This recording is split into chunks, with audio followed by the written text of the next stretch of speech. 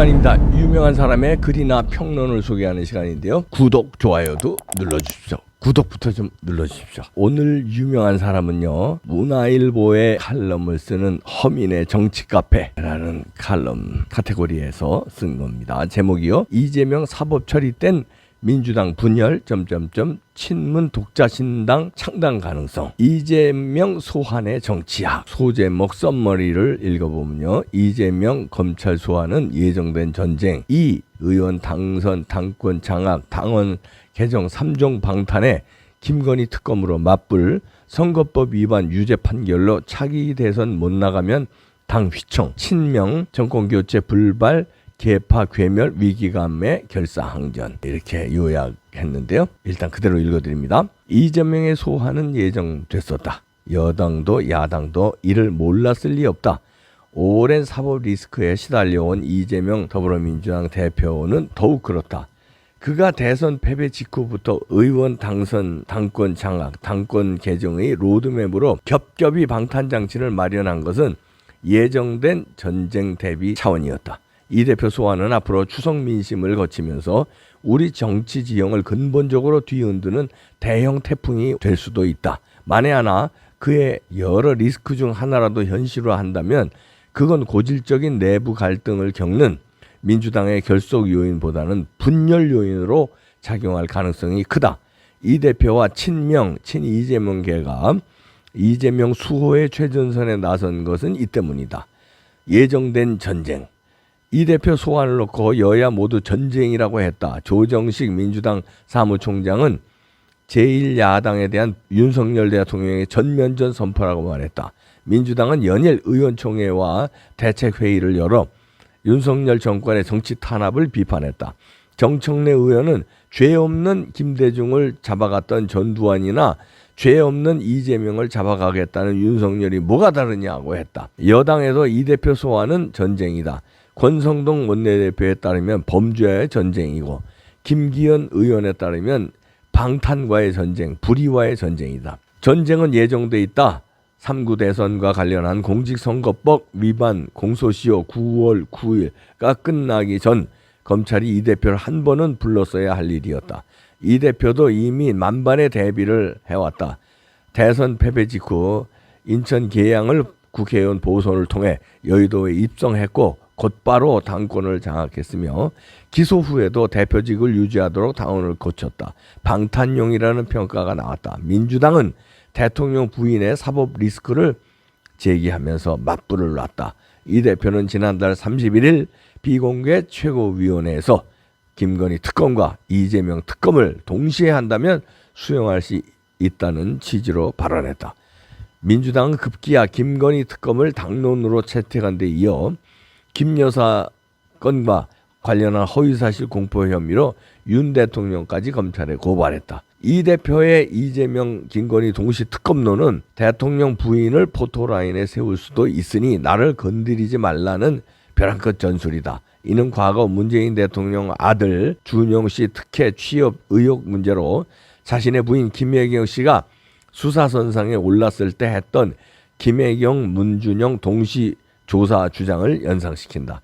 이재명 소환과 김건희 조사는 교환 대상이 아니다. 이 대표 의혹도 김 여사 의혹도 원칙대로 수사하면 된다. 정치문화. 민주당 내 친명 그룹이 이 대표 소환을 전쟁이라고 외치는 이유는 이번 사안이 가볍지 않기 때문이다. 첫째, 만에 하나 법원에서 선거법 위반으로 100만 원 이상 벌금형이 확정되면 5년간 피선거권이 박탈된다. 차기 대선에서 나갈 수 없는 불임의 정치 지도자에게 당을 맡기기 어렵다는 여론이 확산된다면 당이 휘청거릴 수밖에 없다. 둘째, 이 경우 민주당은 공직선거법 제265조의 제1항에 따라 국가로부터 받은 대선 선거비용 434억 원을 토해내야 한다. 우리 현실에서 정당이 국가 보조금 없이 당을 운영하기란 불가능하다. 법조계는 이 대표가 기소된다면 선거법 재판의 특성상 1년 만에 최종심 결과가 나올 것으로 보고 있다. 이 대표에 대한 사법 처리는 극심한 계파 갈등을 겪는 민주당의 분당 혹은 와해의 불씨로 작용할 수 있다. 민주당의 중진 의원은 최악의 시나리오가 현실화한 경우 이 대표가 2024년 총선 공천권을 행사하려 한다면 의원들이 거세게 반발할 수 있다고 말했다. 김형준 명지대 교수는 국회의원에게 가장 소중한 것은 자신의 미래라고 강조했다. 게다가 검경이 수사 중인 이 대표 관련 사안을 선거법 말고도 겹겹이 쌓여있다. 대장동 개발 의혹, 백현동 개발 의혹, 쌍방울의 변호사비 대납 의혹, 성남FC 불법 후원금 의혹, 경기도 법인카드 유용 의혹 등이 줄줄이 대기 중이다. 검찰은 대장동 수사 범위를 위해 신도시 사업으로 넓혔고 쌍방울과 호남 기반의 H사 등을 털고 있는 것으로 알려졌다. 앞으로 문재인 정부 시절 임명됐던 김명수 대법원장 체제가 종료되면 법원 전반의 기류가 바뀔 가능성도 배제할 수 없다. 김 대법원장 임기 만료는 내년 9월이다. 이미 민주당을 비롯한 정치권에서는 정치 변동 예측을 토대로 한 정계 개편 시나리오가 돌고 있다. 친문 지도자 플러스 호남 지지 플러스 친문 수도권 의원 합류를 통한 신당 창당 변수. 이 대표의 선거 위반 사안과 관련한 형사사법 절차에 영향을 미치는 변수는 세 가지다. 하나, 국정 동력과 사정 동력의 역학관계. 윤 대통령의 20%대 한국갤럽조사의 낮은 국정 지지율로는 사정의 동력 유지가 어렵다는 관측이 있지만 거꾸로 사정 드라이브가 국정 동력의 재고를 이끌 수도 있다. 관건은 국회 인사청문회를 거친 이원석 체제 검찰의 수사 역량과 수사 의지다. 둘, 여당의 전국 주도력. 전체 유권자 중 민주당 지지층의 비율은 30%에 육박하지만 여당은 20% 정도에 불과하다. 지지층의 결속 강도도 민주당이 훨씬 높다. 특히 개딸, 양아들 등 열광적 팬덤층은 정치적 부조주의 전통에 따라 이 대표에게 충성스러운 지지를 보내고 있다. 반면 여당은 윤핵관과 이준석 전 대표의 갈등이 첨예화되면서 체력을 소진했다. 외부의 적과 전쟁을 치르는 와중에 내부 총질이 일어날 소지가 다분하다. 여소야대 전국도 여당 이니셔티브를 반감시킬 것이다. 이런 정황들이 여당의 전국 주도력과 관련한 회의적인 시선을 만들어낸다. 셋, 민심의 향배. 권력이 배라면 민심은 바다다. 바다를 이길 배가 없듯이 민심을 이길 권력은 없다. 이 대표 소환을 둘러싼 여야의 날선 공방은 추석 밥상을 겨냥한 민심 잡기 성격을 갖는다.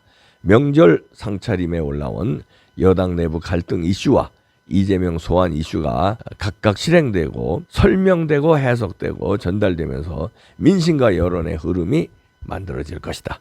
민주당이 여당을 견제할 힘을 달라고 낮은 자세로 호소한다면 동정 여론도 살 수도 있겠지만 잘못하면 문재인 집권 당시 거센 민심 위반을 낳았던 조국 사태의 기억을 불러낼 수도 있다. 전쟁할 결심. 분열은 전염된다. 분열은 또 다른 분열을 낳는다.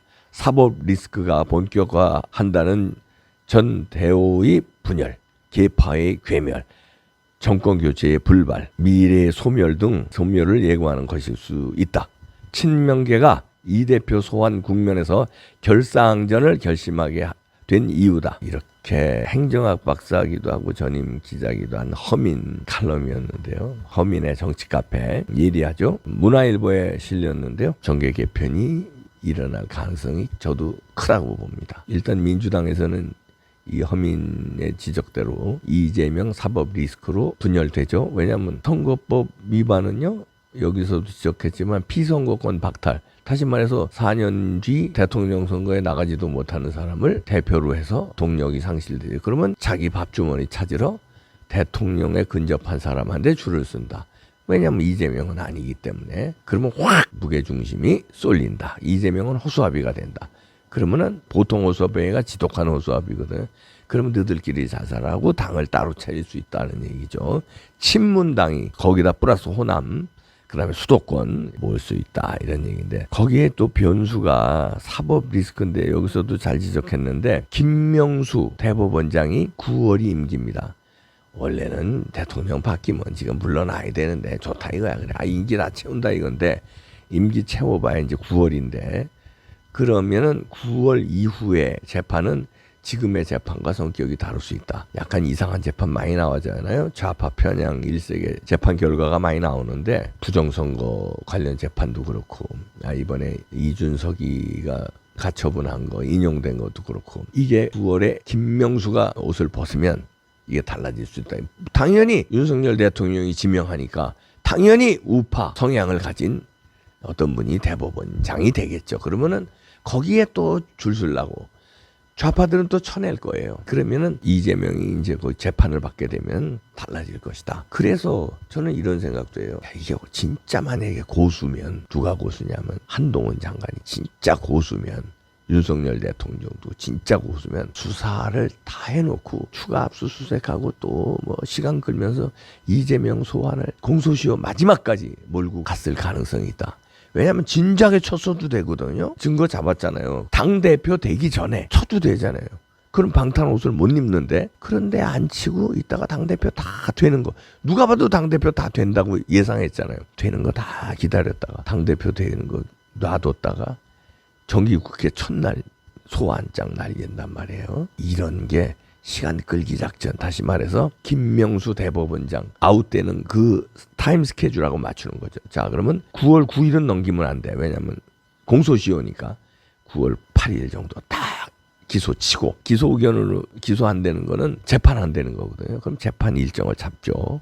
그게 이제 쭉쭉. 근데 선거법은 1년 이내 결판이 나야 될 가능성이 크니까 그러면은 지금 9월이잖아요. 그럼 10월, 11월 이렇게 해서 이제 금년에 첫 재판이 이루어지긴 힘들거든요. 뭐 이거 뭐 이렇게 저렇게 또 조사도 해야 되고 법원에서도 그 방대한 자료를 또 검토해야 되고 그러니까 내년 봄쯤 재판이 이루어질 가능성이 있다. 그럼 내년 봄에 재판이 이루어지면 1심에서 끝나면 좋은데 끝나지 않아도 그러면 2심, 3심 2심, 3심까지 가려면 간단한 세월이 아니거든요. 그럼 김명수는 그 전에 끝난다. 그럼 김명수 끝나고 윤석열 대통령이 꽂은 대법원장으로 바뀔 때 그냥 박살 이재명 징역 30년 충분하죠. 그렇게 때리면 완전히 민주당을 초토화시키고 이재명만 박살내는 게 아닙니다. 지금 민주당이 어떻게 이재명 만들었어요. 그 범법자를 70몇 %의 압도적인 스코어로 당선시켰잖아요. 민주당 지지자들이. 그리고 민주당의 국회의원들이 그쪽으로 얼마나 많은 줄을 섰어요. 최고위원들 다 친명계로 깔았잖아요. 그러니까 여기에 완전 철퇴를 내리는 거죠. 사법적으로. 그러면 이제 분열되는 거죠. 야, 이런 당 안 된다고 살아야 되겠다고 친문당 호남과 합쳐서 수도권과 합쳐서 강력한 야당이 탄생하고 이재명을 지지했던 팀들은 조그만 당 하나 만들겠죠. 마치 저쪽에서 바른미래당 만들었듯이 옛날에 스물스물 만드는데 거기 힘 빠지게 하고 하여튼 정계 개편이 일어나면 이쪽도 정계 개편이 일어날 것이다. 이준석발 정계 개편. 이준석이 싸질러 놓은 것 때문에 정계 개편. 이쪽은 이재명발 정계 개편. 그러니까 이 시대의 악은요. 이재명과 이준석이에요. 이 둘 때문에 정계 개편되는 오히려 그게 잘 될 수 있습니다. 양당 체제로 가니까 이 줄서기가 너무 심해. 초선 재선들이 그냥 공천권 때문에 벌벌벌벌 기고 권성동한테 꼼짝도 못하고 이러잖아요. 이참에 양쪽 다 좌파권 우파권 분열해서 다당 체제로 5당 체제죠. 정의당이 있으니까 쪼개져서 둘로 나눠지고 이쪽에 쪼개져서 둘로 5당 체계로 갑시다. 5당 체계 좋습니다. 준서가 이제 너는 끝났고 이재명 씨 끝났어요. 바이바이.